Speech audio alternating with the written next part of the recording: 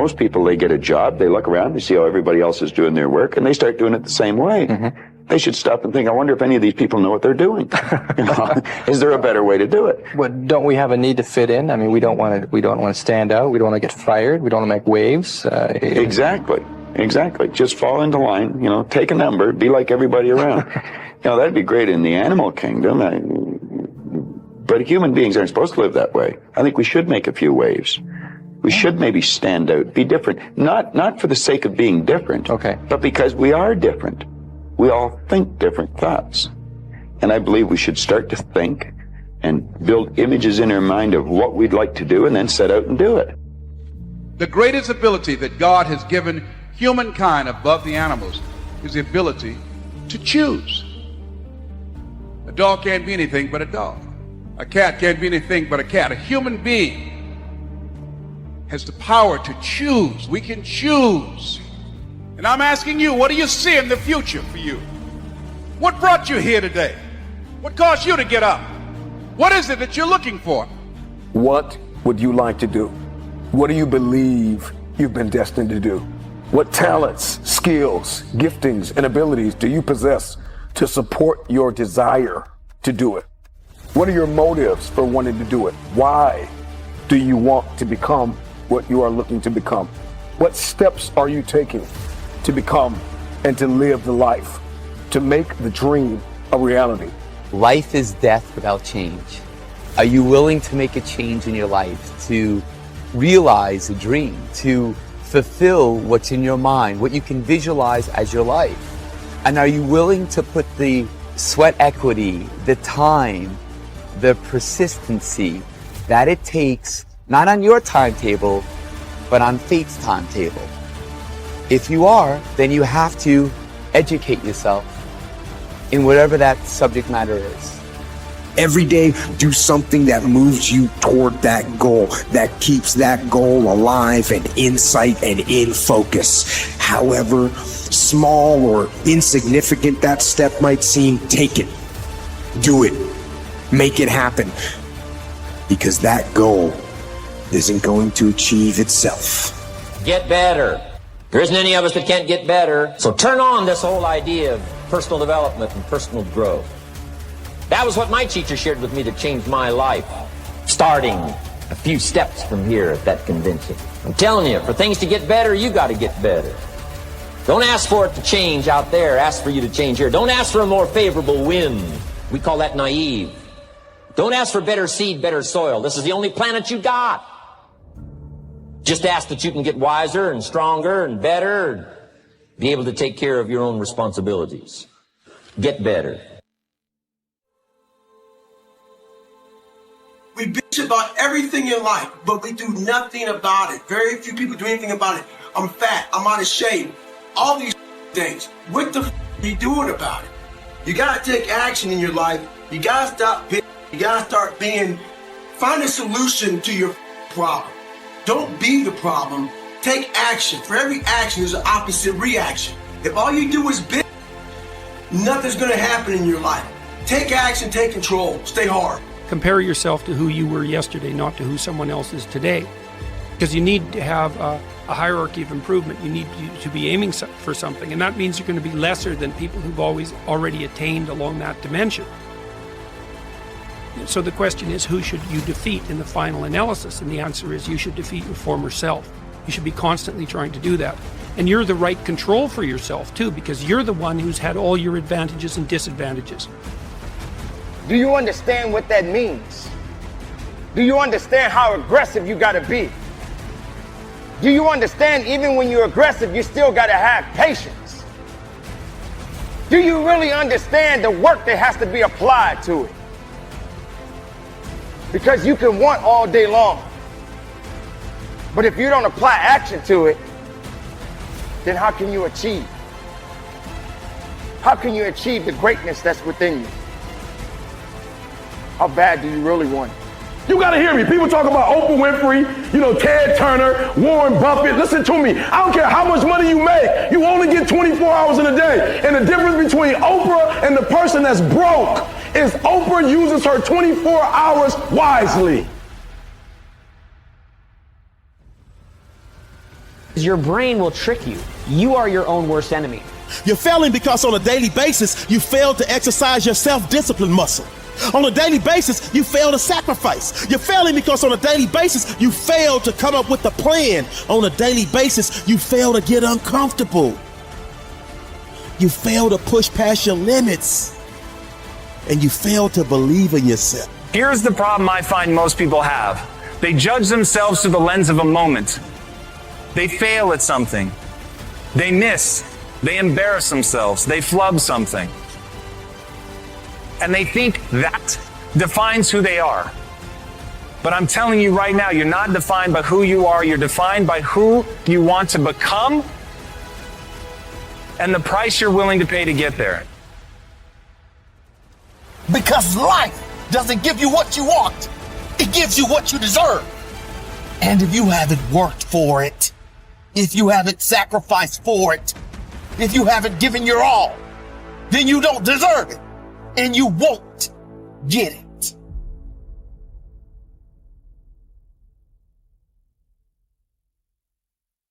The future belongs to the risk takers, not the security seekers. Life is perverse in the sense that the more you seek security, the less of it you have. But the more you seek opportunity, the more likely it is that you will achieve the security that you desire. Whenever you feel fear or anxiety and you need to bolster your courage to persist in the face of obstacles and setbacks, switch your attention to your goals. Create a clear mental picture of the person that you would like to be, performing the way you would like to perform.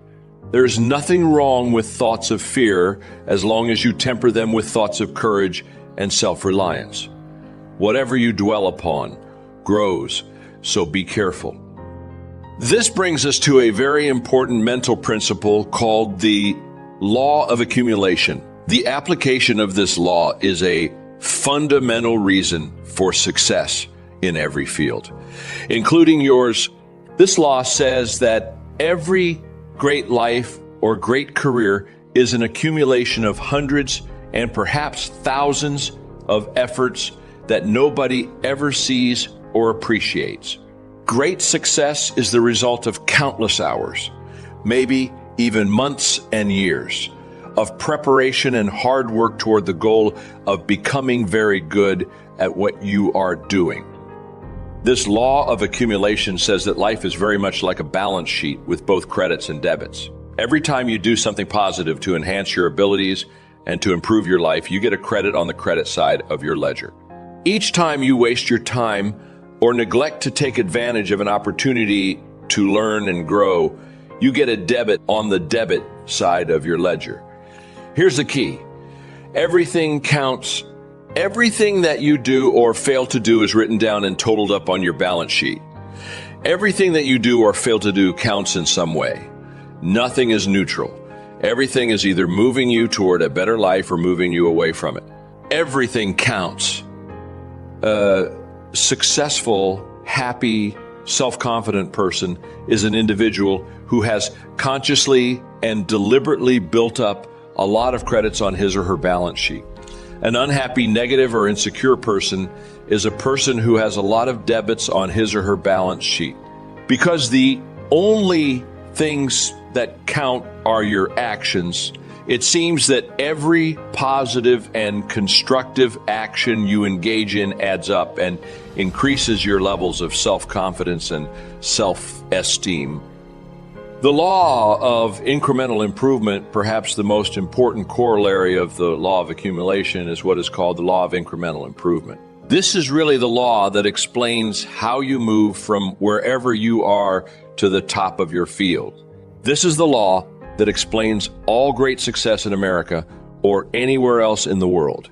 This law simply states that a person becomes good at his or her chosen field by improving incrementally, continuously, over a long period of time. The development of the unshakable self-development will open up such possibilities for you as you cannot now imagine. You will be able to dream bigger dreams, set bigger goals, make greater commitments, and plunge into life more wholeheartedly than you ever have before. Self-confidence is the hinge on which the gate of individual achievement turns. When your self-confidence becomes unlimited, you will be able to realize more of your potential than you could under any other circumstances. More than 2,000 years ago, Aristotle wrote that happiness is a condition. It is not something that is achieved by pursuing it directly, but rather comes as a result of our engaging in purposeful activities. We develop the confidence to tackle larger goals by applying our energies to the accomplishment of smaller goals. We build up our confidence as we move forward until we reach the point at which there is nothing that we won't take on. In fact, the habit of setting and achieving ever larger goals is absolutely indispensable to the development of ever higher levels of self-confidence and personal power. You can only really believe in yourself when you absolutely know that you have the ability to do what you set out to do. True self-confidence does not come from positive wishing or positive hoping or positive thinking. It comes from positive knowing based on having proven to yourself over and over again that you have what it takes to get from wherever you are to wherever you want to go. Self-confidence is a state of mind. It is an attitude, and as an attitude, it is more important than facts. However, it must be based on facts to be the kind of self-confidence you can rely on in a crunch. Your job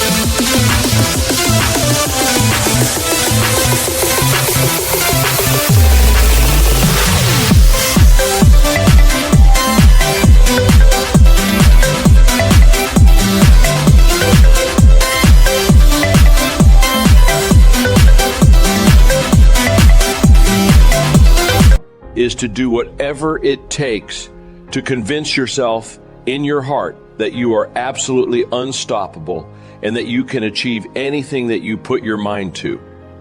If self-confidence is an attitude of mind, it is based on mental principles and mental laws, foremost of which is thought is creative. You are not what you think you are, but what you think you are. As you systematically and deliberately change your thinking about yourself, your outer reality changes to conform with it. Your thoughts create your life, including and especially your thoughts with regard to your feelings of self-confidence. The reason that goals are so important is because of these mental laws, the consequences of which are inevitable and inescapable.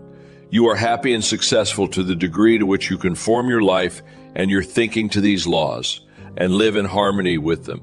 The first law, which we have already discussed, is the law of cause and effect. This law is so simple and powerful that you need to remind yourself of it all the time. Everything that happens in your life, success or failure, wealth or poverty, health or illness, happiness or unhappiness, self-confidence or insecurity, are all subject to this law. The Bible teaches this basic law as the principle of sowing and reaping. It says that whatsoever a man soweth, that also shall he reap. This especially refers to the thoughts you think.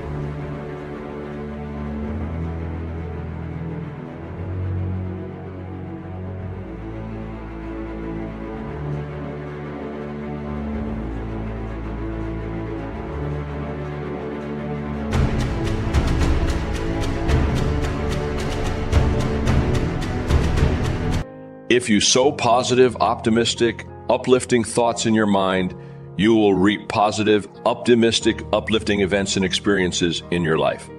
It cannot be otherwise. If you sow clear goals and objectives in your mind, you will reap clear results and rewards in your outer life. Every time you reach the next level, you grow. And every time you grow, your potential changes. After you conquer that challenge, you discover that what you are now capable of has changed. You have more strength to conquer higher mountains. If you are going to reach your true potential, you have much bigger challenges to face. There's an unlimited amount of mountains to climb because your growth is unlimited. And because your growth is unlimited, that means your potential is also unlimited. It's never ending, a never-ending journey of growth and expansion. Your growth is unlimited in every area.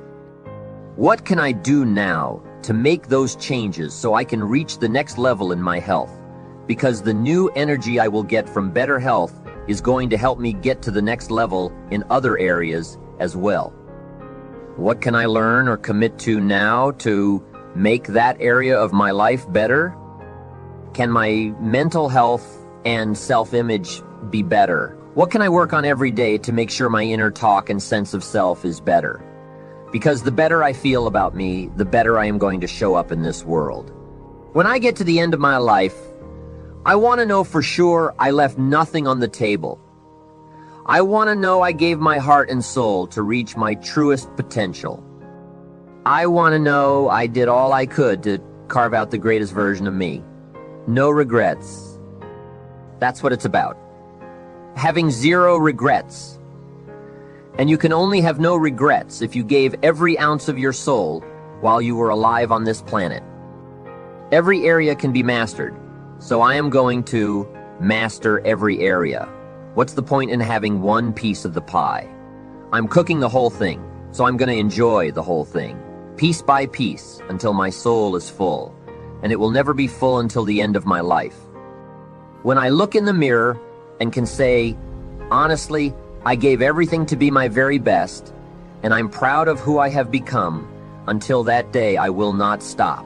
I want to know what my life would be like if I just gave everything I have for my goals and dreams. Not just one day, every day. What if I got better every day? Not just one day, a new piece of knowledge I could use to benefit my future. How great could I become? Ask yourself that question. How great could I become? What areas of my life could be the very best they have ever been? What could I commit to right now to make absolutely sure I am pushing for my highest potential? I want you to make that commitment today. Do whatever you must do to ensure you get to the end with no regrets.